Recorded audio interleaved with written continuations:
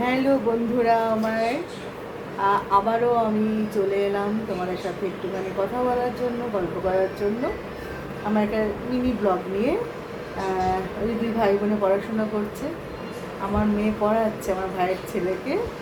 তো এই যে একটা দুষ্টু মিষ্টি, একটা দুষ্টু দুষ্টু বেবি, দুষ্টু বেবি।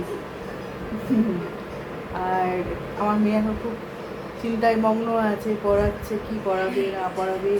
মাম্মা, একটু মাম্মা একটু হাই করো, ঋষি একটু হাই করো। তো এদেরকে নিয়ে আমার সময় কাটাতে ভীষণ ভীষণ ভালো লাগে।